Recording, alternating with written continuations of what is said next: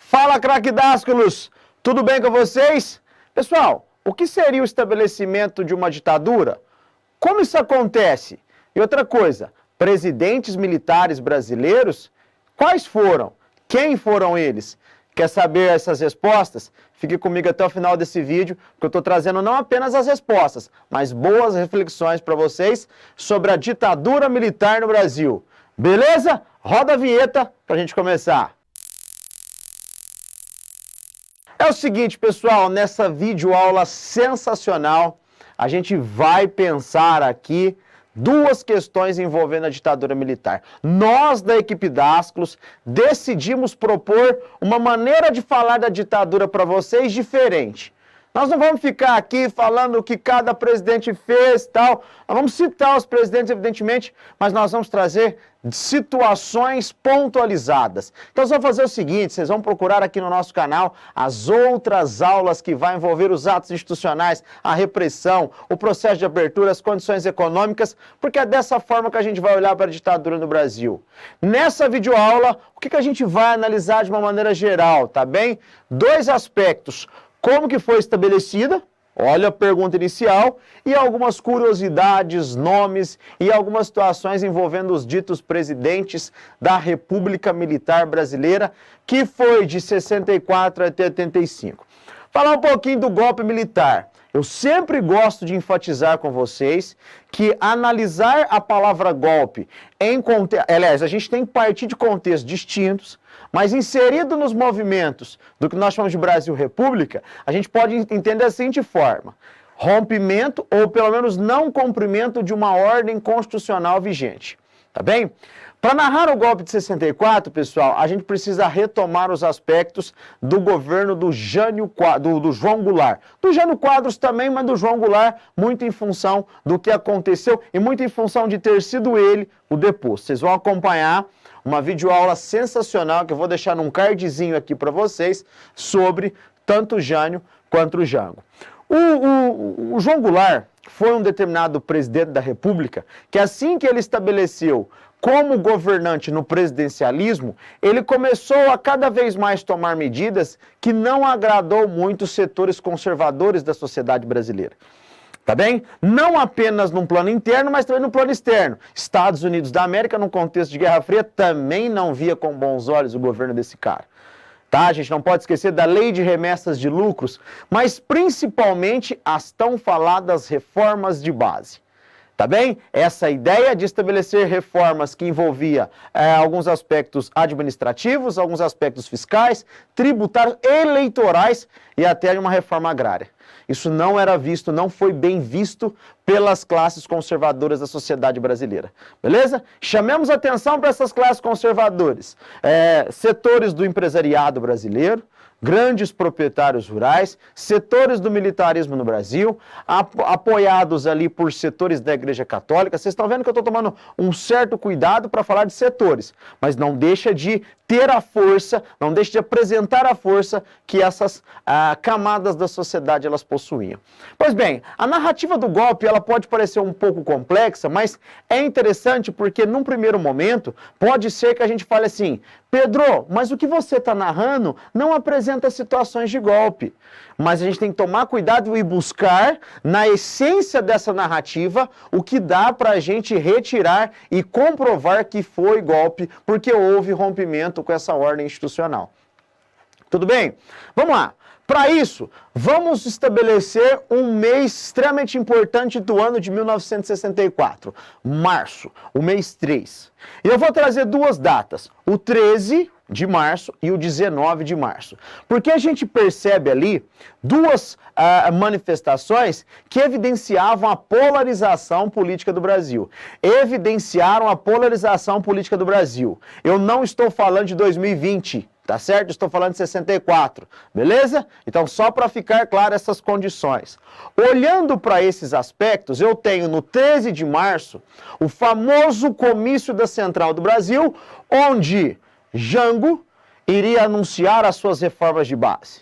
E aí os seus apoiadores, bandeiras vermelhas e tal, centrais sindicais, movimento em prol de reforma agrária, aquele negócio, beleza.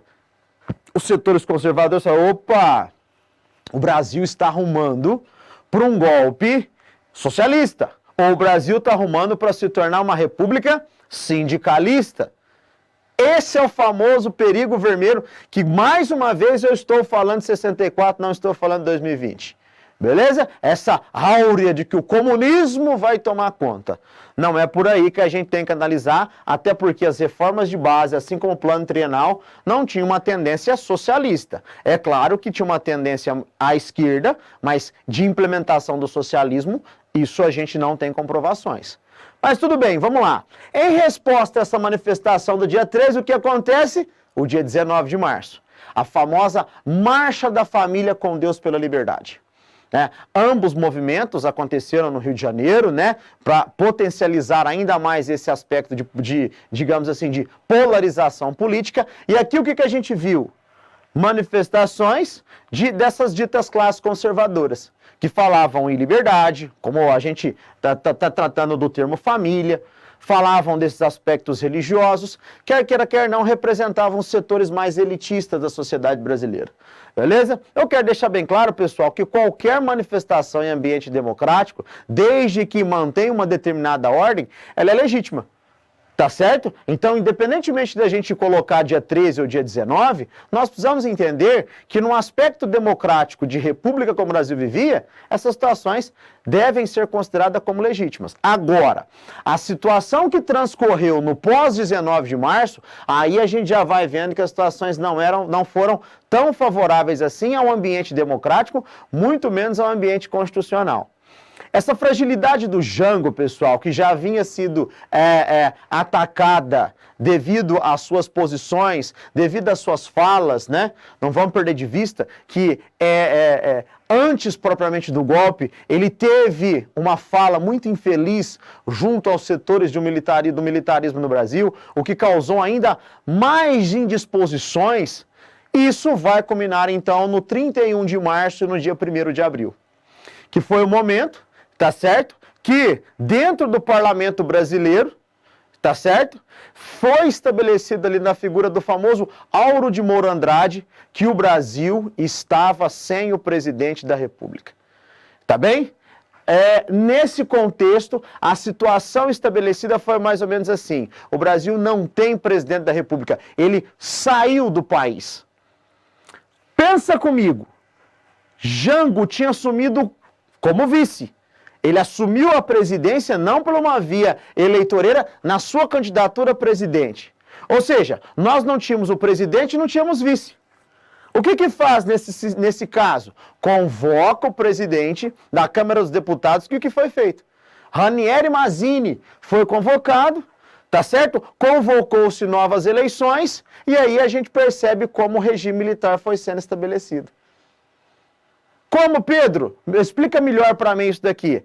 Dentro desse ambiente eleitoral, a gente começa a perceber que os militares infiltrados, como já estavam, levaram simplesmente o nome de Castelo Branco para ser esse candidato a uma eleição indireta, e eu já coloco ele aqui como primeiro presidente do regime militar no Brasil. Presta atenção.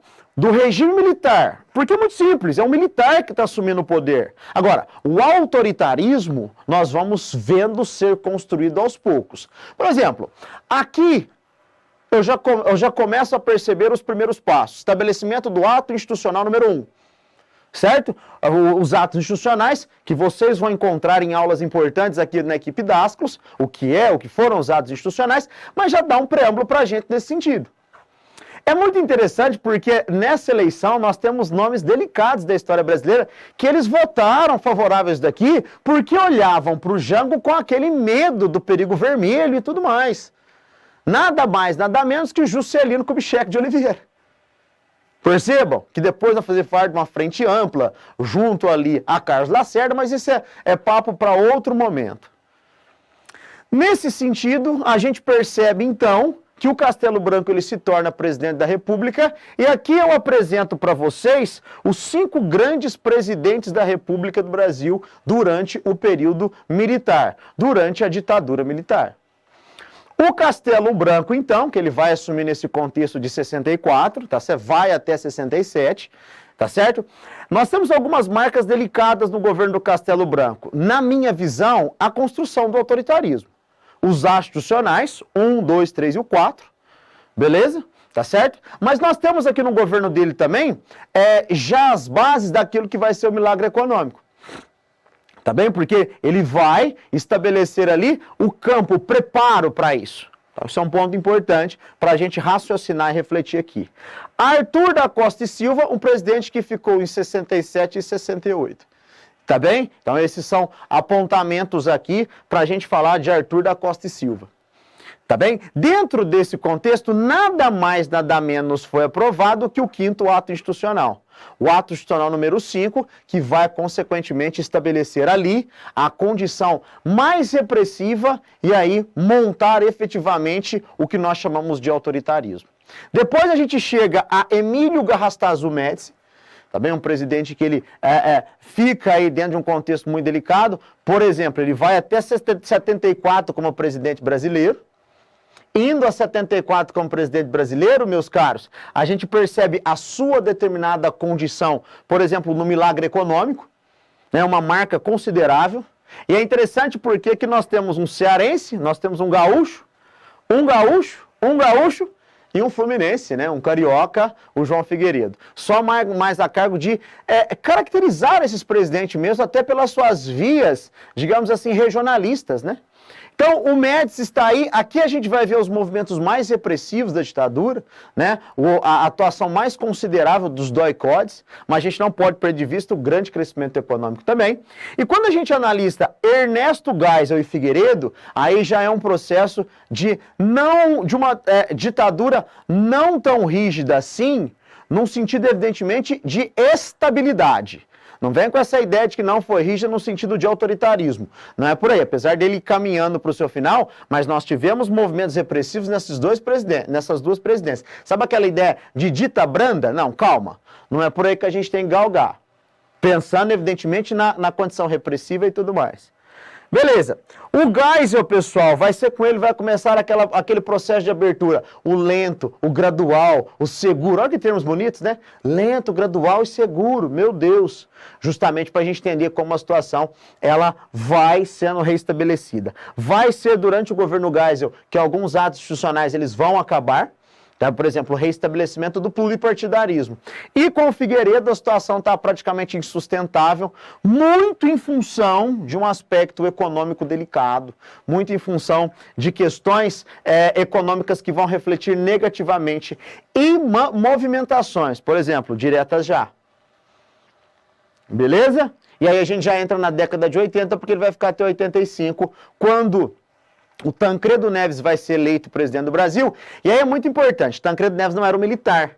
A sua eleição, mesmo não tendo a sua posse, vai representar ali um dos marcos finais da ditadura. E, consequentemente, a posse do Sarney. Então, vocês viram que a ideia aqui, pessoal, foi caracterizar os presidentes por algumas vias mais pontuais. Então, façam o seguinte, utilizem essa aula para que vocês tenham uma visão geral da ditadura militar. E aí vocês vão encontrar aqui no canal Dasclos várias outras para a gente dialogar no sentido do termo, de conceitos, de práticas, tá certo? E não deixe, pessoal, de baixar o nosso material. O material está sistematizado nesse sentido, está voltado, evidentemente, para vocês conhecerem melhor essas determinadas identidades desses presidentes. É muito importante isso. Tá bem? Ah, Pedro, a gente vai ficar relembrando presidentes que foram ditadores. É sempre bom a gente estabelecer uma relação de memória para, consequentemente, a gente pensar na nossa situação presente. Tá certo, pessoal? Então, mais uma vez, eu convido vocês para conhecer esses presidentes e eu convido vocês, principalmente, para se inteirar no conteúdo que eu estou disponibilizando aqui na descrição desse vídeo. Tá certo? Pessoal, se vocês gostaram desse vídeo, não deixe de deixar o like de vocês aqui, isso é muito importante pra gente. Volto a pedir, né, para aqueles que não estão inscritos no nosso canal, inscrevam no canal, tá? Ative aí o sininho das notificações, porque o projeto Enem Power, ele não para, e nós temos conteúdo gratuito, de qualidade para vocês, e principalmente inéditos. Valeu, pessoal, muito obrigado por essa aula, até mais, tchau, tchau!